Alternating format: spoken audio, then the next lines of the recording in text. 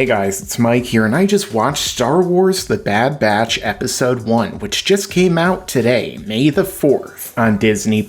Now, I was a fan of the Clone Wars series, which I saw in its entirety years ago before Disney actually bought the rights to it. It started off kind of weak, with the original Clone Wars movie and then the first season. However, as it went along, it continued to get better and better, and brought us some amazing storylines, like the Darth Maul storyline, the one with the Children of Mortis, and then of course Yoda's journey to unlocking the ability to live beyond death, and manifest as a Force ghost. And eventually last year, the Clone Wars finally returned from Disney, on Disney+.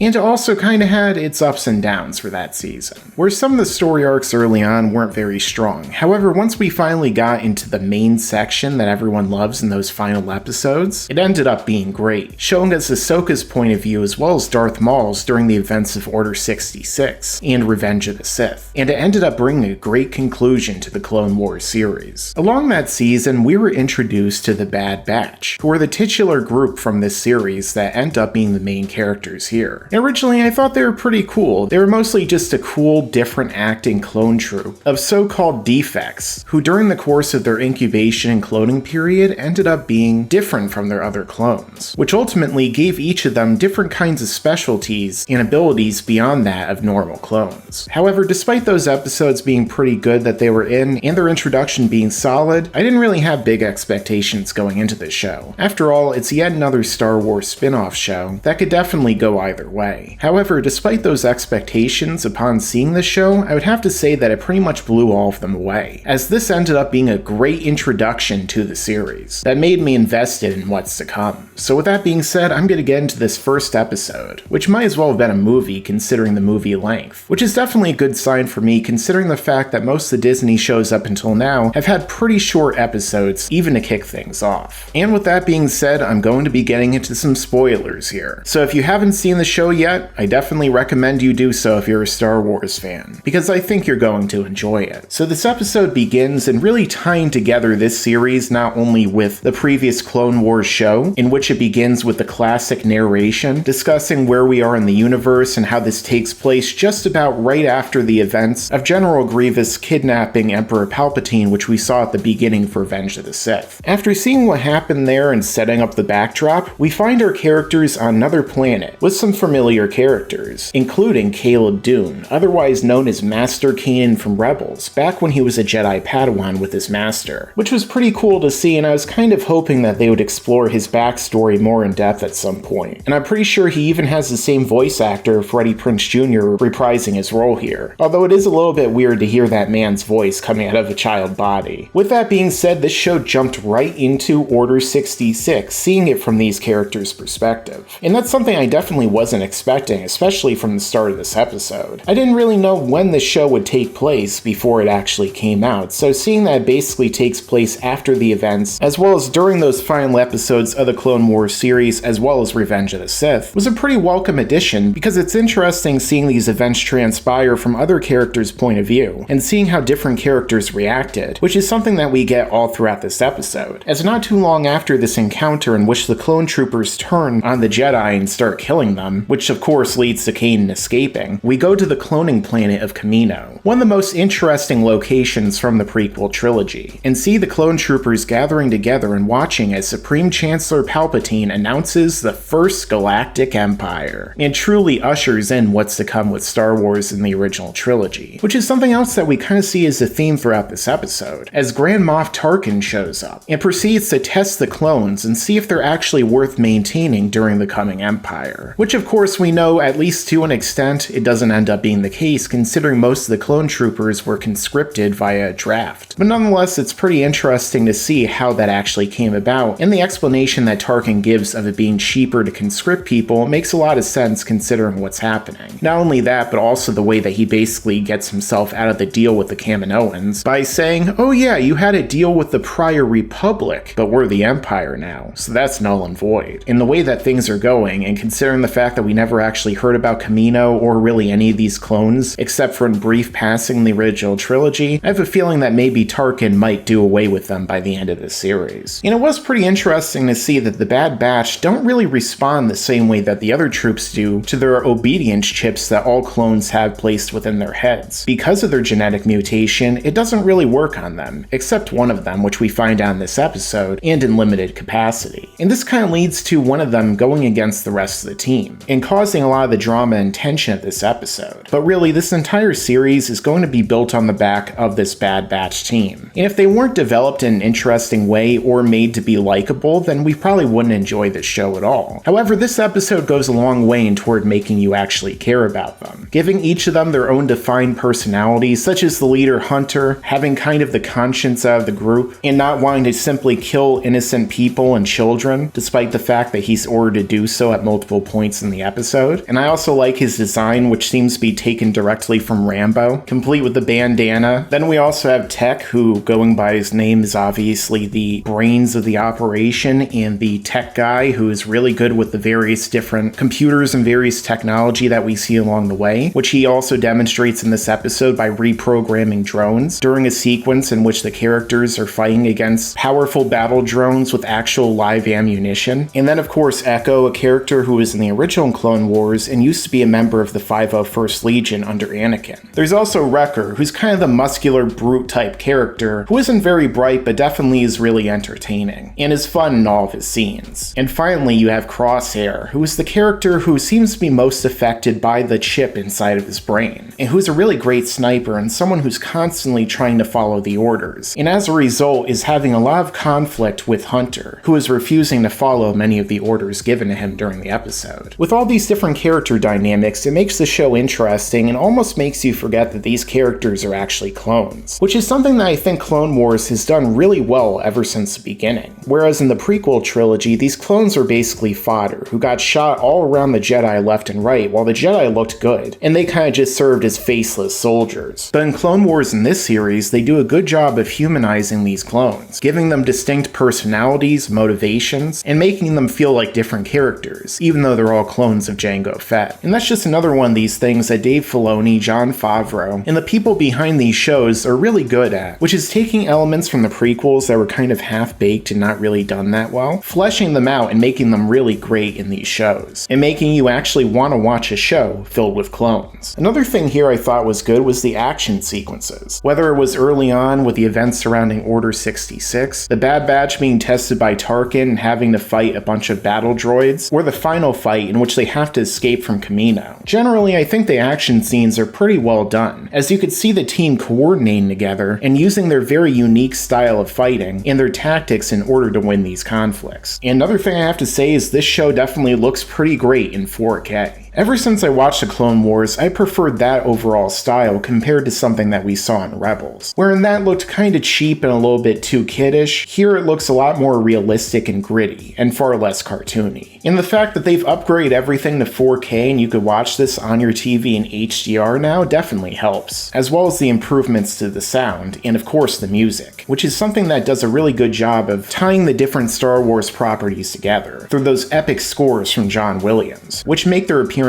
here as well, such as the great Order 66 theme and the great music that was composed for Clone Wars, both of which, along with everything else we see here, makes this feel like a true continuation of Star Wars, and gives you more of that Star Wars feeling than much of the Star Wars sequel trilogy did. We also got some big cameos in this first episode, which is kind of expected for a show like this. Not only, as I mentioned earlier, with the Emperor's speech and Grand Moff Tarkin, but also the return of Saw Gerrera, and we even got to see Mace Windu, General Grievous, and some of the others in flashbacks. And I also have to give a lot of credit to D. Bradley Baker, who voices all of the clone troopers and yet is still able to make them all feel like separate, distinct characters. And finally, this show also debuted a new character that joins the cast whose name is Omega, who's actually a female clone that was working with the Kaminoans as opposed to being out fighting in the field. And she reminds me a lot of a young Ahsoka from the introduction to the Clone Wars series. However, despite the way that this typically is gone in Star Wars in recent recent years, she doesn't really feel anything like your typical Mary Sue or the bestest ever, who's just naturally better at everything than all the other cast. Although of course it was the first episode, so we'll have to see how it plays out throughout the rest of the series. But I'm guessing that over the course of time, it's going to be kind of like an Ahsoka situation, where she tags along with the group, grows older as the show goes on, and probably also gets trained and learns how to fight like the Bad Batch, which if it's done well, I'm looking forward to seeing. But fortunately, there doesn't seem to be any in-your-face politics or obvious agenda here, which is very much a sigh of relief in this day and age. Instead, we just get an entertaining show that feels like a real continuation of the Star Wars and the Clone Wars. And talking about the Clone Wars, if we compare the start of this series and the basic movie-length episode that we were given here compared to the original Clone Wars movie, I'd say overall this was a lot better. So if they can continue to deliver this much quality with just the first season, and it doesn't have some substantial dips after this episode, then I'm definitely looking forward to what's to come. And I can only imagine that once they work out some of the issues and listen to fan feedback, which is something that seems like Favreau and Filoni do a lot better than Kennedy and the other people running Lucasfilm, this could end up being a truly great series and another great addition to the Star Wars franchise. So overall, the first episode, The Bad Batch, is a great start, and something that I think Clone Wars fans and Star Wars fans are really going to enjoy. Even the jaded ones like me, who are kind of done with the franchise after The Last Jedi and some of the sequel trilogy stuff. But regardless of that, I still have to point out something that's good when it comes out, and I think that this is definitely among the good in this franchise. So what do you guys think? Let me know your own thoughts down below. Make sure to subscribe and enable all notifications so you can stay up to date with all of my videos. Thanks for watching, and make sure to stick around because there's a lot more to come in the future.